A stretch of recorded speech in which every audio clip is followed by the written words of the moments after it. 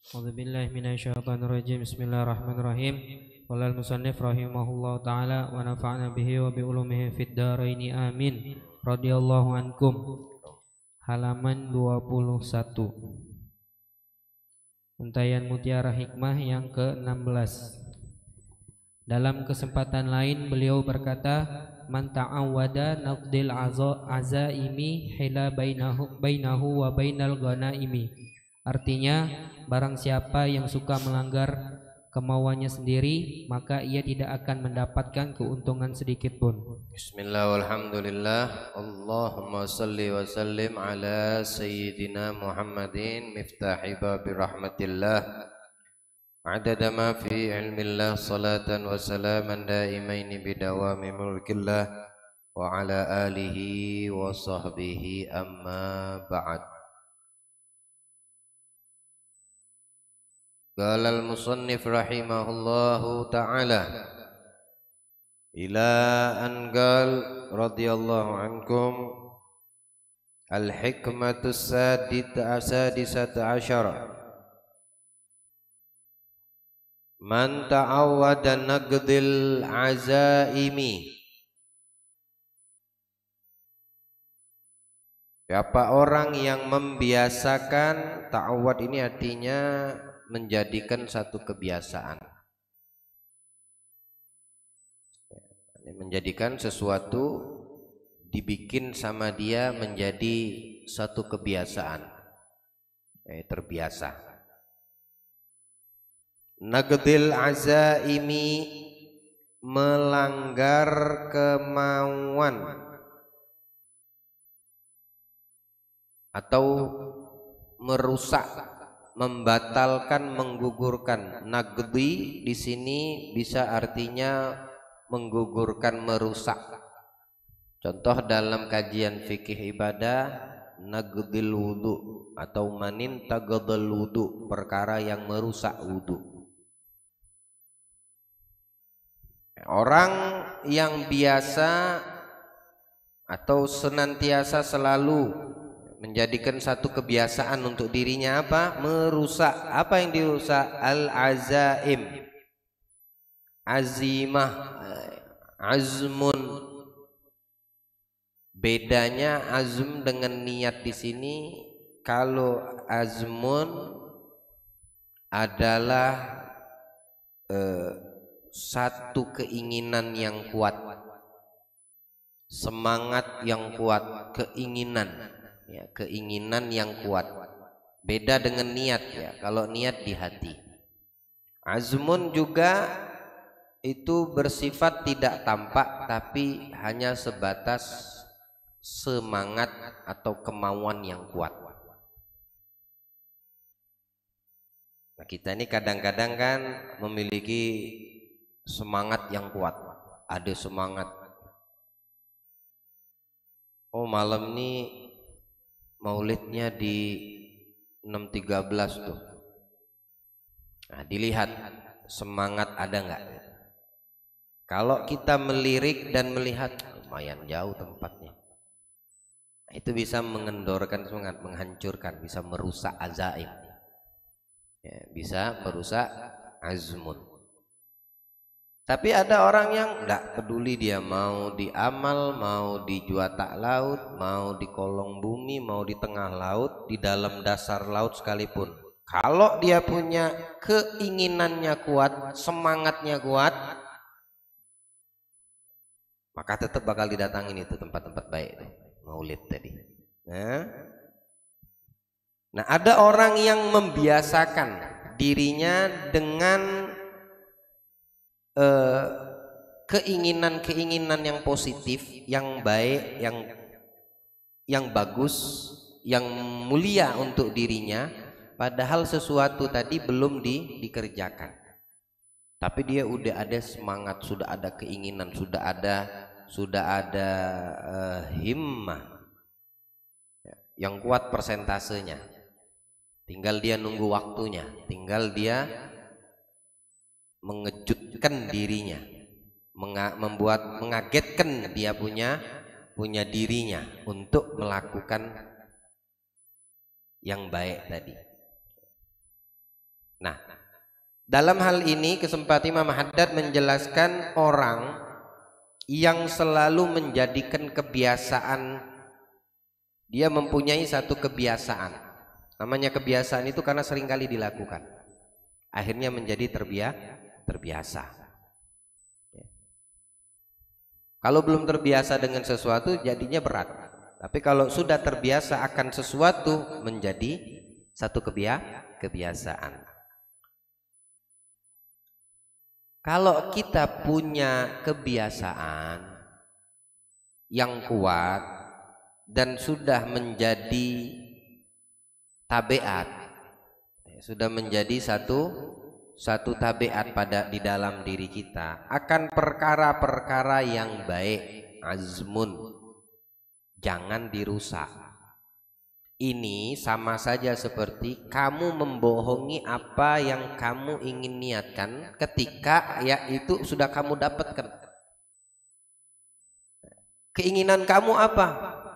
Sebelum ada nih, ana pengen bantu itu fakir miskin, ana pengen bantu itu orang yang tidak mampu, ana pengen, ini namanya azmun, keinginan yang kuat, yang baik.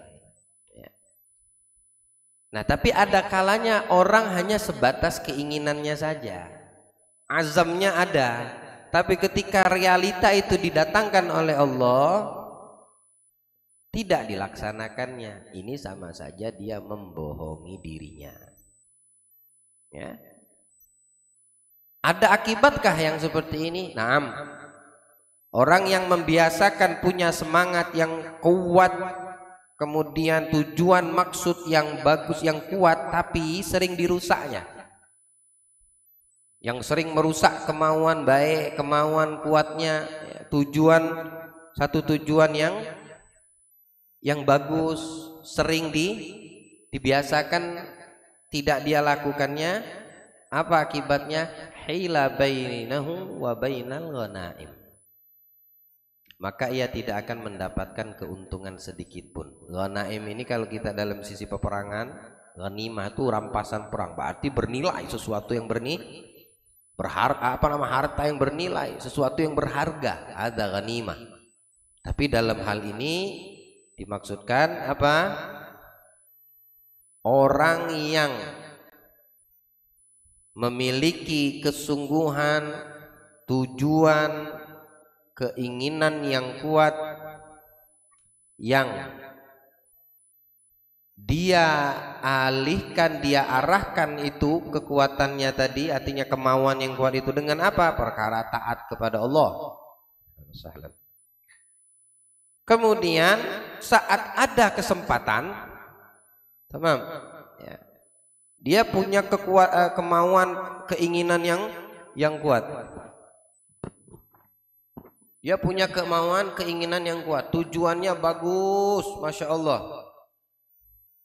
Lalu Allah kasih kesempatan itu. Nih kata Allah, kau punya keinginan kuat, kau punya tujuan dan maksud dan semangat yang bagus. Nah sekarang aku wujudkan, kata Allah. Betul-betul dilakukan. Contoh dia punya keinginan, maksud, tujuan, kalau anak ada rizki, anak mau bersedekah, anak mau nyantun itu orang kasihan, anak mau agendakan ini orang fakir tiap bulan, mau anak kasih dia beras, minyak, apa yang dibutuhkan umumnya orang-orang di dapurnya. Karena kita tahu nih orang-orang ada berapa, misalnya anak bisa dalam sebulan 3. Dia punya tapi belum bisa direalitakan, belum terrealisasi. Kenapa dia nggak ada? Tapi semangat dan keinginannya sudah ada. Tiba-tiba dikasih sama Allah. Betul-betul diwujudkan. Nah, gitu. Ada kalanya orang kan panjang angan-angan doang. Nanti aneh kalau seandainya sukses usaha aneh, kalau seandainya aneh dapat rezeki nomplok, kalau aneh untung besar dalam ini, aneh mau begini, aneh mau ini. Taat semua nih. Kasih sama Allah, lupa deh. Artinya tidak diwujudkan sama ini, orang bohong sama niatnya. Ya, celaka orang yang seperti ini. Dia telah menipu dirinya di dunia, nanti dia tertipu di akhirat. Nah, yang seperti ini jangan dibiasakan ya. Kecuali kalau seandainya memang itu diwujudkan dan diberikan sama Allah pada dirimu, melainkan kamu betulkan apa yang sudah kamu niatkan, yang sudah kamu jadikan satu tujuan dan maksud untuk bisa tercapai, terlaksana. Sebelum itu kamu dapatkan. Nah, kalau dia betul-betul di dalam taatnya, aneh kalau seandainya ada, insya Allah besok ana mau hadir ke majelis arba'in di sana walaupun jauh. Nah, ini maksudnya bagus taatnya. Lalu Allah sampaikan umurnya di malam besok, dikasih Allah sehat afiat, tidak dikasih Allah dia sakit, maka jangan dirusak yang kau niatkan kemarin untuk hadir arba'in. Jangan kau rusak daripada ketaatan yang sudah kau inginkan, yang sudah kau tujukan, yang sudah kamu maksudkan sebelum itu diwujudkan sama Allah Subhanahu wa taala, ya. Kalau memang itu terlaksana, maka kamu menjadi orang yang beruntung, orang yang mendapatkan ghanimah. Apa? Banyaknya kebaikan, pahala, derajat, semuanya itu Allah berikan, bukan sedikit. Ghanaim ini banyak artinya. Ghanimah itu banyak, ada pedang, ada tameng, ada uang, ada emas, ada perak, bahkan ada perempuan. Artinya kalau di zaman peperangan dulu namanya perempuan jadi tawanan, jadi budak. Ini sesuatu yang bernilai semua, ya. Tapi yang diinikan apa? Yang dilakukan di lapangan apa? Cuma satu, jihad fisabilillah. Mereka cuma perang, ya. Niatnya bagus dan dia tidak membohongi niatnya, keinginannya untuk di dalam peperangan turun ke kancah peperangan tadi, maka dilihat sama Allah, oh betul-betul dia turun, ya. Maka aku akan berikan rampasan perang yang banyak untuknya. Banyak dia dapat. Padahal yang dilakukan satu, apa? Al-jihad.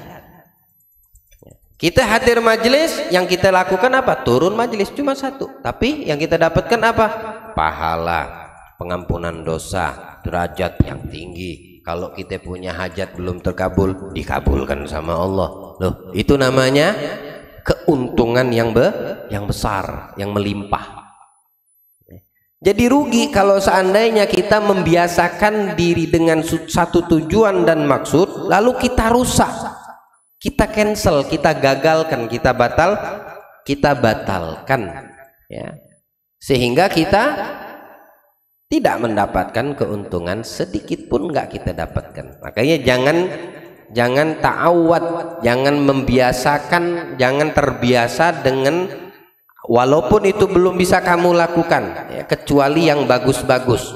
Nanti ketika yang kamu sudah tujukan, yang kamu niatkan, yang kamu azamkan, diwujudkan sama Allah, jangan kamu bohongi, ya, jangan kamu langgar gitu. Nah, kalau memang seperti itu, maka kamu akan mendapatkan al-ghanimah, ya, sesuatu yang bernilai, yang tidak sedikit dari Allah Subhanahu wa taala. Tamam. Baik, tim.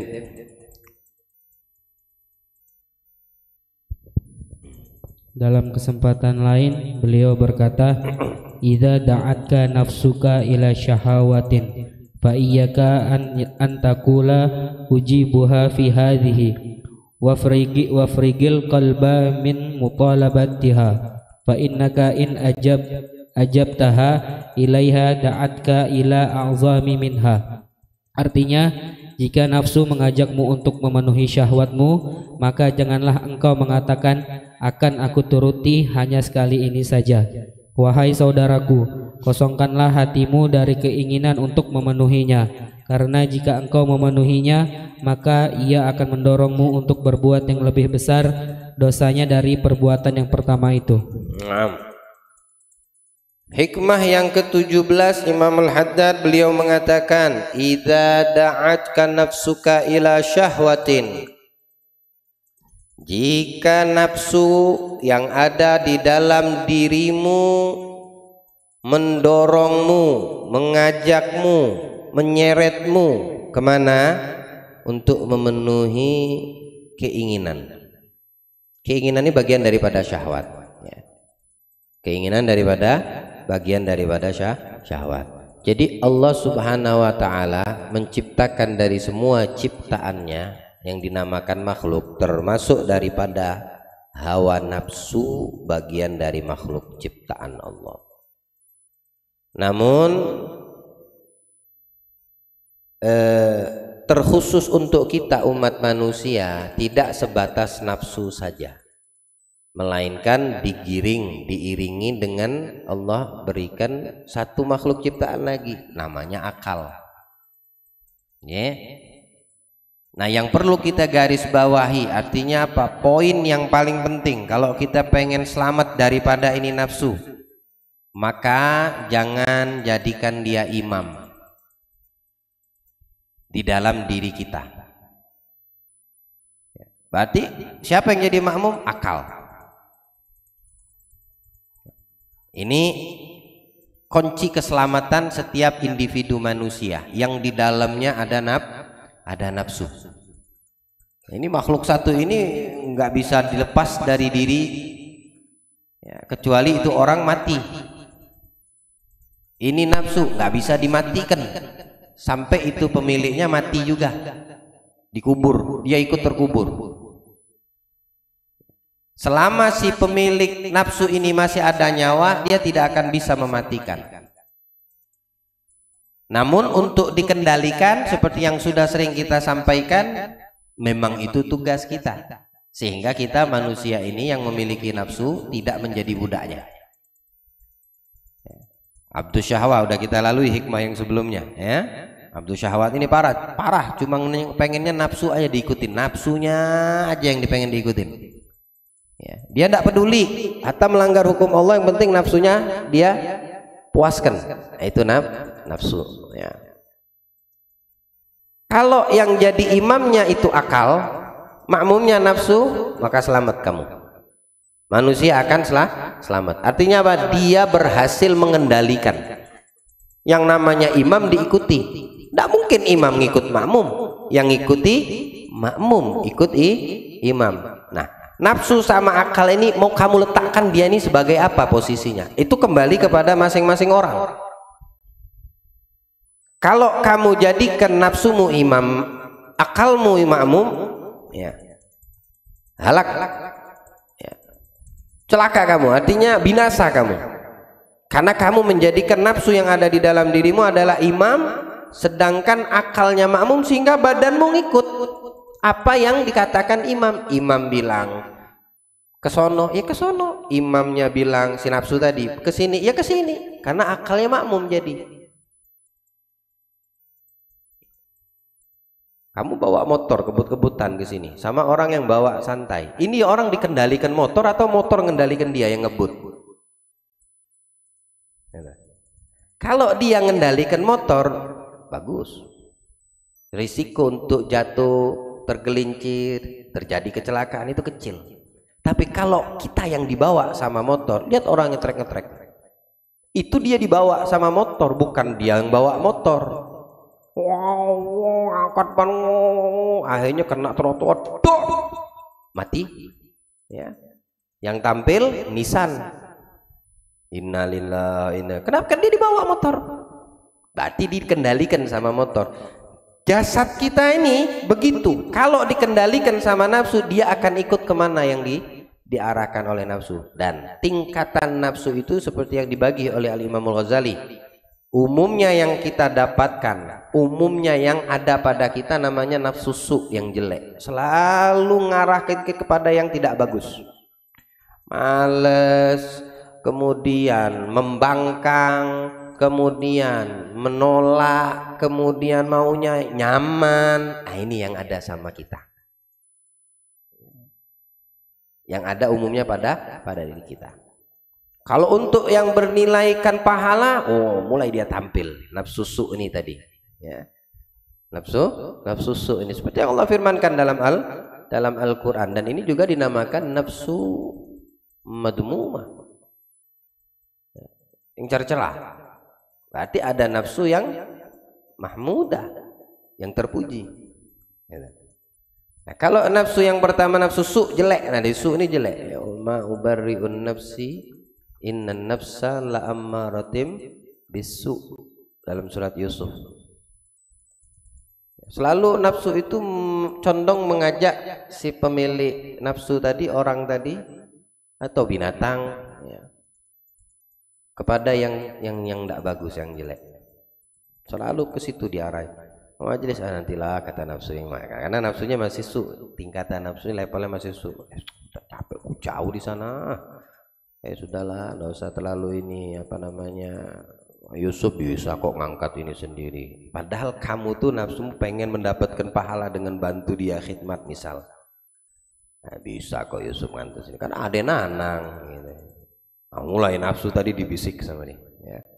Ah, sudahlah, nggak usah bantu di mana, di dapur kan banyak yang sudah bantu.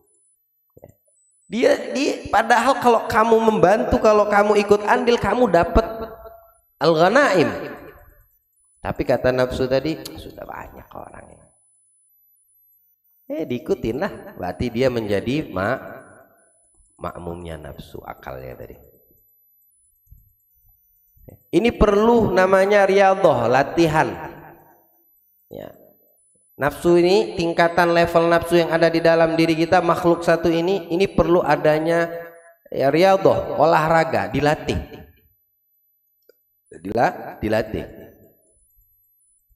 Tak bisa juga kita tegang, bawa ditekan gitu, ndak bisa juga. Malah nanti mental. Ya. Sesekali diajak dia tarik ulur aja. Tapi kalau untuk yang nilainya positif, jangan kamu ulur. Tahu diulur ya? Tahu diulur ya? Dilepas gitu lah. Kamu harus pegang kendali. Nah, ini namanya mengendalikan, proses mengendalikan nafsu. Tapi kalau untuk yang mubah ya nggak jadi masalah. Mau ente kasih sesekali nggak apa-apa ya nafsunya, karena sesuatu yang mubah. Tapi kalau kamu tidak berikan juga, dia tenang, ndak gelisah si nafsu. Oh, bagus lagi, udah nggak usah dikasih dah. Ya, tapi kalau untuk yang haram jangan mau sama sekali. Ya, ndak ada kata maaf. Kalau untuk nafsu tadi mengarahkan kamu kepada fi'lul mungkarat atau fi'lul muharramat, jangan. Nah, ini kalau ndak bisa kita kendalikan nafsu kita yang ada di dalam diri, ya kita akan dibawanya kepada yang membuat Allah murka. Sampai kita mati dia akan terbawa dan menjadi budak hawa nafsu. Coba lihat, ada orang yang 40 tahun, umur 50 tahun, 60 tahun masih aja duduk berjudi. Duduk ngabiskan waktu yang nggak ada manfaat, padahal badan tuh udah bau tanah. Ya, kenapa? Karena udah terbiasa dengan itu, diikutin nafsunya tadi. Oh ya, orang kalau udah 40 tahun, udah kepala 4, mikirlah, nggak usah lagi mikirkan terlalu urusan dunia. Jangan mau diperbudak sama hawa nafsu. Kepala 4 nih, ya kalau seandainya sudah nggak tahu lagi, kalau kepala 4 ini takutnya nanti nilai taatnya lebih sedikit daripada apa? Daripada maksiatnya lebih banyak, taatnya lebih sedikit. Ya kalau umurnya 60 tahun mati, 10 tahun dia mau full taat, 10 tahunnya nggak tahu bagaimana mau mubah, ya pasti ada di situ maksiat dan sebagainya. Kalau udah 40 tahun itu orang-orang itu sudah pada cara berpikirnya udah berbeda. Ini orang yang beriman kepada Allah. Ya, syukur-syukur dari sebelum sampai kepala 4 masih 20 tahunan, oh masih semangat-semangatnya. Masih di bawah 20 tahun, oh masih necis semua, baju harus bagus, harus dapat sorotan dari perempuan. Pokoknya kamu harus paling bagus, pakai Jamaloji, pakai apa pokoknya biar. Ya karena memang seperti itu. Kalau dari kecil umur seperti itu, pola pikirmu sudah dewasa, enggak perlu susah ngaturnya lagi ketika kamu sudah tua. Ini kadang kita jadikan kasihan, menjadikan udah kepala 4, kepala 5, ada yang masih nyabung ayam, Ada yang masih judi online, la ilaha illallah. Ada yang masih menghabiskan waktunya dengan hal yang sia-sia. Ada yang masih sibuk dengan urusan dunianya. Ada yang masih sibuk dengan perkara-perkara yang melalaikannya. Riang seperti ini, ya, takut kita. Kenapa? Kecil nanti dia punya timbangan amal baiknya, karena habis waktunya cuma untuk perkara yang, ya syukur-syukur yang mubah. Lebih bagus lagi kalau bisa perkara yang yang dinamakan taat. Baik. Nafsu su ini tadi kalau kita latih, ya. Nah, proses daripada membiasakan sesuatu seperti hikmah-hikmah yang sudah kita lalui sebelumnya. Biasakan itu 40 hari. Latih.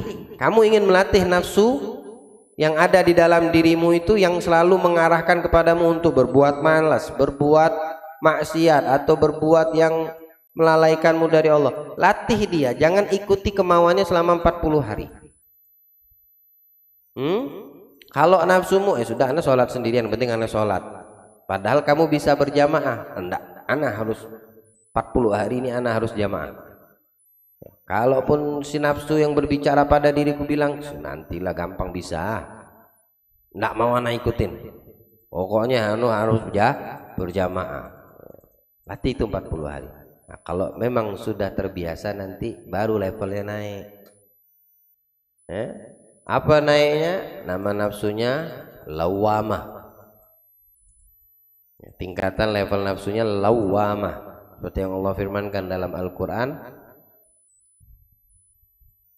la uqsimu biyaumil qiyamah wa la uqsimu bin nafsil lawamah. Apa itu nafsul lawamah? Itu level atau tingkatan nafsu yang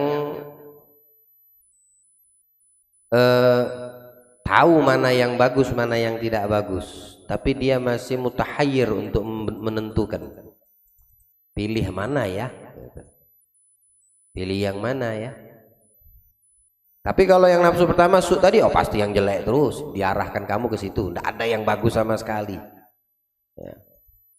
Dibuat kamu itu pokoknya kalah gitu. Nah, itu nafsu su. Tapi kalau udah kalah nih nafsu su, sudah kamu bisa kendalikan, dia naik levelnya namanya lawamah. Dia bingung, nafsu yang kebingungan. Sono maulid, yang di sini ada konser artis dari Jakarta lagi, bingung dia. Karena dia sudah lawamah ini, dia butuh alat kejut jantung. Tapi ini cuma gambaran aja ya. Alat kejut nafsu, bukan kejut jantung. Karena dia bingung. Kalau seandainya tidak kamu kejutkan nafsu tadi, si lawamah ini, maka dia akan kembali kesuk lagi. Dia akan kembali kesuk, karena dia dihadapkan dengan dua pilihan: hadir maulid, hadir majelis, atau hadir ikut nonton konser, apa namanya, konser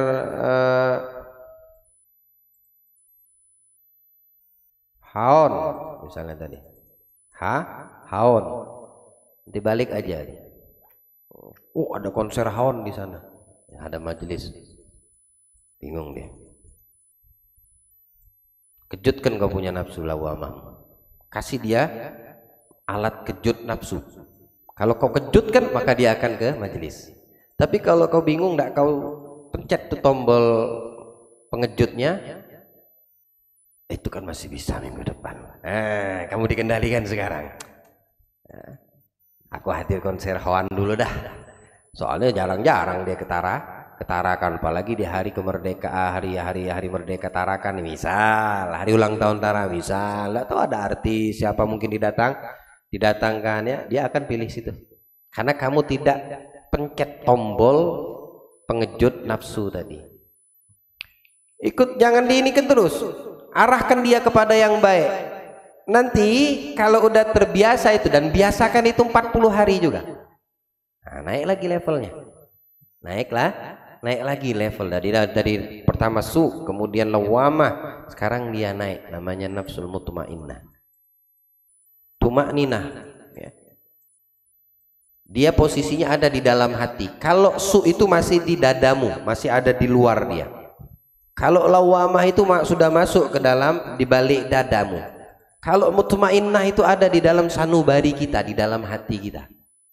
Ada nafsul mutmainnah. Seperti Allah firmankan dalam Al-Quran, ya ayyatuhan nafsul mutmainnah irji ila rabbiki radiyatan fadkhuli fi ibadi wadkhuli jannah. Kau punya nafsu itu selalu giring kamu kepada yang baik. Sekali kamu melakukan perbuatan yang tidak baik, kamu ditegur sama nafsu dirimu sendiri. Ya. Dasar manusia ndak tahu syukur, ndak pernah terima kasih sama Allah. Siapa yang bilang? Dirimu sendiri. Itu nafsu mutmainnah. Bahlul kau ndak hadir majlis, bahlul nih hari kau ndak baca Al-Quran, goblok kamu dengarkan tuh omongan ini. Ya.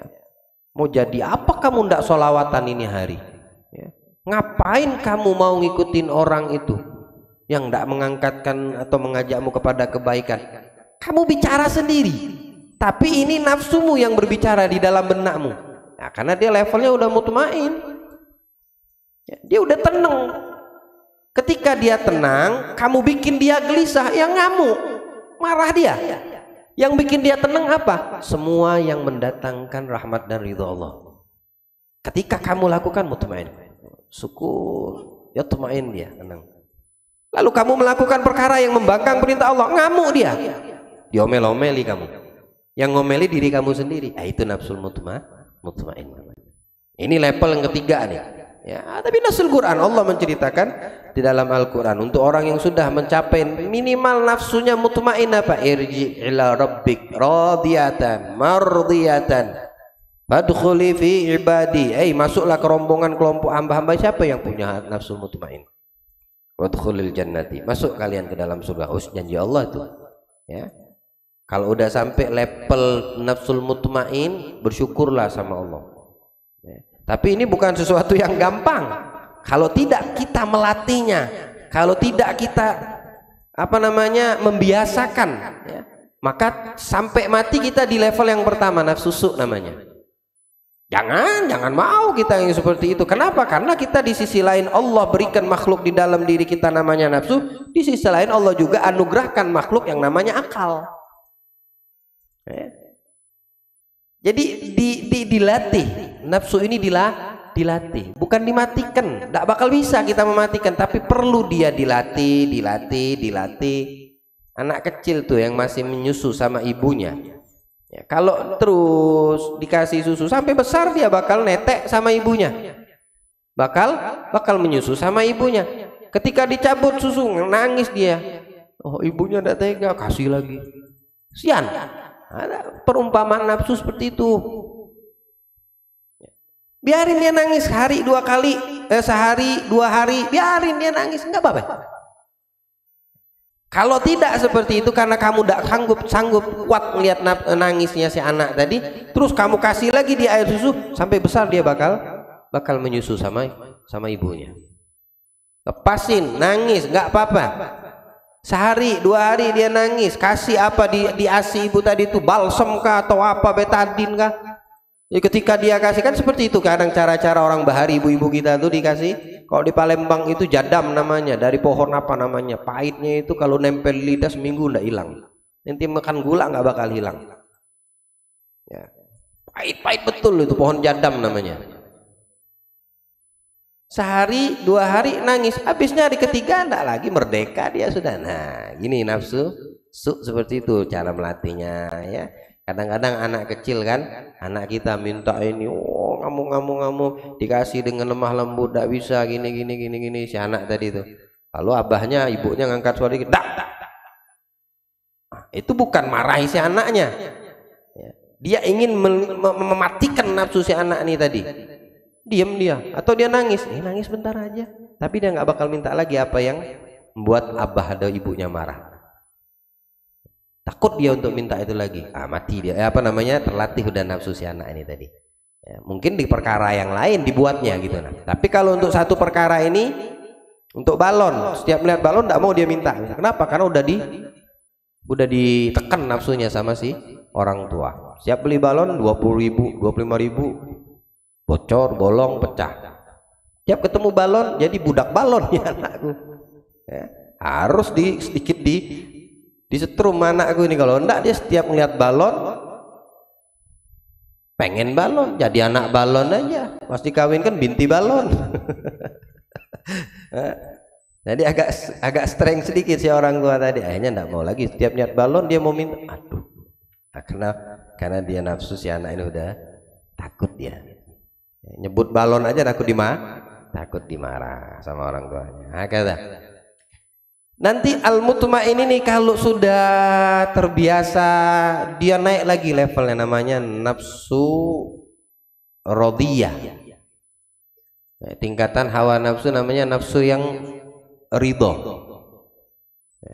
Ridho dia terhadap apa yang Allah berikan, tidak pernah dia apa namanya protes, tidak pernah dia marah, ya. Tidak cepat dia untuk terpancing dengan emosi kalau sesuatu yang tidak disukai didapatkan, hingga sampai ke satu puncak namanya di atas daripada nafsu ridha ini radiyah, namanya nafsul mardiyah. Siapa itu? Yaitulah tingkatan nafsu para nabi dan rasul. Apa itu nafsul mardiyah? Dia sudah mempunyai pada diri ini orang ilmul yakin wa haqqul yakin. Gak ada keraguan lagi dia pada dirinya, yang ada cuma ilmu yakin, ya. Dengan seyakin-yakinnya, sekalipun itu yang tidak diinginkan olehnya, dia pas melalui keyakinan itu selalu bisa mendapatkan keutamaan. Nah, ini para nabi dan rasul. Marah tidak ada lagi, tidak bisa lagi dia untuk marah, kecuali kalau hak Allah, ya. Kenapa? Kalau untuk pribadinya tidak bakal dia marah. Nabi Muhammad Sallallahu Alaihi Wasallam kalau hak Allah beliau tampil di depan. Ada perkara-perkara syariat yang diremehkan, beliau tampil ke depan. Tapi kalau untuk pribadinya beliau memaafkan. Ada Nabi kita Muhammad, nafsunya sudah mardiyah, udah tak pernah marah dan tidak bisa dibuat marah. Untuk perkara yang berkaitan dengan dirinya selalu memaafkan. Tapi kalau untuk perkara Allah, ya dia siapapun itu orangnya harus mempunyai, dia tidak bakal pernah ridho perkara atau hukum Allah dipermainkan pada dirinya, pada anaknya, istrinya, keluarganya, ya. Tidak bakal dia pernah remehkan hal seperti itu. Kita kedapatan istri kita membuka aurat misal, atau keluar tanpa izin, kadang-kadang nafsu kita biasa aja, seolah-olah kita ridho. Atau kita pernah mendapati kemungkaran pada keluarga kita, istri dan anak kita, bahkan kita biasa aja kayak ridho dengan kemungkaran. Mestinya ridho itu dengan perkara yang merusak daripada hukum Allah, yang melanggar hukum Allah, ya.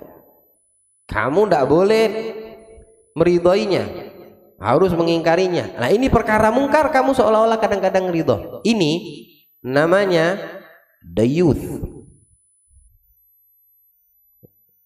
Seorang imam, seorang suami, kepala rumah tangga, kalau sampai terjadi didapetin istrinya, anaknya di dalam rumahnya ada kemungkaran, dia biasa-biasa aja, cuek, acuh nggak acuh, ridho. Anak nggak sholat, ridho. Istri kagak sholat, ridho. Istri membangkang, ridho. Anak ngangkat suara, ridho. Tidak puasa, ridho. Keluar tanpa menutup aurat, ridho. Ada dayuth. Bilang Nabi SAW, la yadkhulul jannah dayuth. Dayuth itu tidak bakal pernah mencium bau surga, sekalipun dia memenuhi dunia dan langit dan bumi ini pahala ibadah, pahala taat. Tapi karena ada sifat dayuth pada diri seorang imam, seorang suami, seorang kepala rumah tangga, jangankan masuk, nyium bau surga tidak diizinkan sama Allah. Bayangin, orang yang tidak nyium bau surga, bagaimana mau bisa menikmati dan masuk ke dalamnya? Padahal bilang Nabi, bau surga itu udah keciuman, sudah tercium perjalanan 500 tahun sebelum nyampe ke pintu surga, baunya udah kecium. Tapi pintu surganya masih 500 tahun lagi kamu bisa sampai, tapi baunya udah kecium. Sama dayuth nggak bakal diizinkan sama Allah nyium baunya, apalagi masuk. Allah selamatkan kita. Ya, Allah selamatkan kita, khususnya yang sudah berumah tangga, yang sudah punya tanggung jawab, yang udah punya istri dan udah punya anak. Jangan sampai kita ke dalam kategori yang sebagaimana Nabi sabdakan dalam hadisnya, ad-dayuth. Siapa dayuth? Yang ridho maksiat, kemungkaran, ya, pelecehan hukum Allah syariatnya terjadi di dalam rumah tangganya. Ada dayuth namanya. Sekalipun langit dan bumi kau penuhi dengan ibadah taatmu kepada Allah, kalau kamu sampai masuk ke dalam kategori dayuth, jangankan masuk surga, nyium baunya nggak diizinkan sama Allah. Selamatkan dirimu. Jangan hayal ibadah, hadir majelis, taat, sholat berjamaah, kemana, masya Allah. Tapi kemungkaran di rumah tangganya, karena dia seorang kepala rumah tangga, dia biasa-biasa aja, cuek aja gitu. Ya, kadang-kadang istri kita bersalaman sama laki-laki yang bukan muhrim, bolehkah itu? Ayo, dalam hukum syariat ada dayuth. Kalau suaminya nggak enak, kita tuh menghormati. Kamu mengatakan dengan dalil seperti itu, kamu seolah-olah betul-betul memiliki rasa hormat. Kamu hormati manusia, kamu tidak menghormati hukum Allah. Tidak kau kehormatilah hukum Allah. Tidak enak ini yang punya perusahaan, bukan cuma karyawan. Oh, ini direkturnya, ini apa namanya, atasan nih. Bini kita itu bersalaman lah sama atasan tadi, padahal kita tahu itu laki-laki bukan muhrim dia, yang bersentuhan haram. Bilang Nabi, megang bara api lebih baik daripada kau menyentuh tangan perempuan. Terbakar tanganmu dengan bara api itu lebih bagus, lebih mulia daripada kau menyentuh tangan, apalagi bersalaman, menyentuh, apalagi bersalaman. Nah, istri kita bersalaman menyentuh sama laki-laki lain yang bukan muhrim dia, sepupunya kah, keluarganya kah, atau siapapun, dan kita lihat biasa, udah sesuatu yang terbiasa. Kamu dayuth, saat itu dinamakan dayuth. Nanti kamu menyesal di akhirat. Nanti kira hidup di dunia ini selama-lamanya. Dan apa kita mengira apa yang kita lakukan, yang terjadi di dalam kehidupan kita ini lupa, tidak ada catatannya di sisi Allah? Nah, ada yang seperti itu dilupakan di hari akhirat. Jangan masukkan dirimu ke kalimat dayuth. Ya, kita bisa mengalihkan. Kalau alasan kita menghormati dia, hormati hukum Allah. Ya, hormati dulu hak-hak Allah, baru kamu bisa menghormati hak manusia dan makhluk yang ada di sisimu. Tapi hormati hak Allah. Hak-hak Allah jaga, maka kamu akan dijaga daripada hak-hakmu oleh Allah Subhanahu wa taala.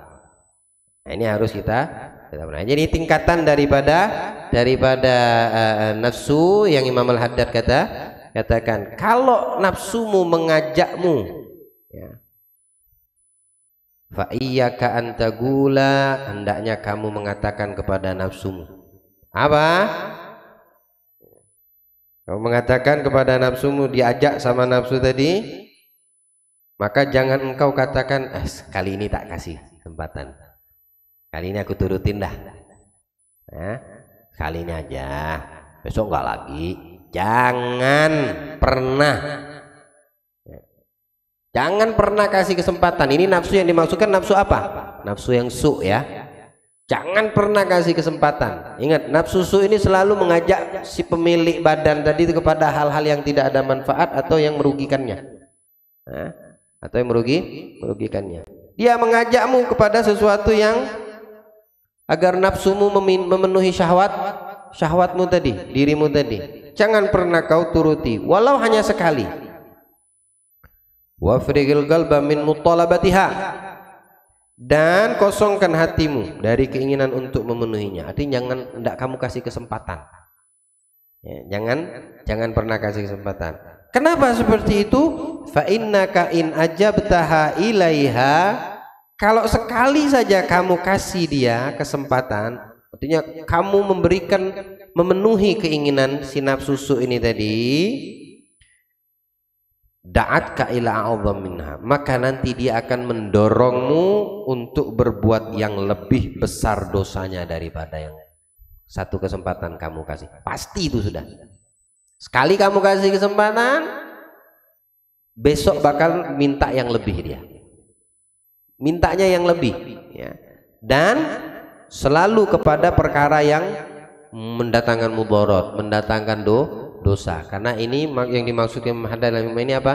Tidak boleh mengikuti, jangan kasih kesempatan satu kali. Nafsu yang su, ya, nafsu yang su, yang umumnya ada pada kita, saya dan anda. Umumnya nafsu su yang ada pada kita nih, sering dominannya ke situ. Hingga kamu mampu melatih dan naik levelnya, maka insya Allah selamat kita punya diri. Karena dia sudah tidak lagi ada pada diri kita. Udah dikubur si su ini tadi. Ya, kamu sudah naik tingkatannya lawamah. Wah, syukur-syukur kamu bisa sampai ke nafsul mutmainnah. Ya, tidak ada lagi kenal yang namanya. Lihat bagaimana orang-orang solihin, nafsunya, ya, mengendalikan mereka, mujahadatun nafas. Berat awalnya mereka, mereka ndak, jangankan yang makruh, ya, jangankan yang makruh, yang mubah aja mereka itu tidak lakukan, kecuali secukupnya. Yang mubah seperti apa? Makan secukupnya, minum secukupnya, ada mubah. Orang-orang yang berhasil sampai ke level mutmain atau tingkatan nafsu yang di atas mutmain, mereka tidak kenal yang namanya makruh. Karena itu sudah jauh dari diri mereka. Makruh itu tidak tahu dia yang makruh. Bahkan yang sunnah di level mereka yang tingkatan nafsunya tinggi, yang sunnah itu bagi mereka wajib. Hukumnya sunnah, tapi untuk level nafsu ini masing-masing orang tidak sama. Apa hukumnya meninggalkan sholat witir, sholat duha? Ya nggak berdosa. Itu karena nafsu kita masih nafsu umum. Tapi kalau udah level nafsu mereka itu tinggi, nangis menyesali sejadi-jadi, kayak seolah-olah meninggalkan sholat sunnah, gobliyah, ba'di, dosa besar baginya. Padahal enggak. Karena nafsu dia sudah beda gitu, tingkatannya, levelnya sudah tidak sama seperti umumnya kita yang memiliki hawa nafsu. Allah selamatkan daripada nafsu su. Allah jaga nafsu kita, Allah selalu bimbing, Allah beri kemudahan kita untuk berlatih nafsu yang ada di dalam diri kita dan menjadikan akal imam untuk nafsu yang ada di dalam diri kita, sehingga selalu senantiasa terarah kepada perbuatan yang diridhai oleh Allah, dijauhkan daripada maksiat-maksiat yang mendatangkan murka Allah. Selamat dunia, selamat akhirat insyaallah. Amin ya rabbal alamin. Sallallahu alaihi wasallam Muhammad khataman nabiyyin wa alihi wasallam. Alhamdulillah rabbil alamin.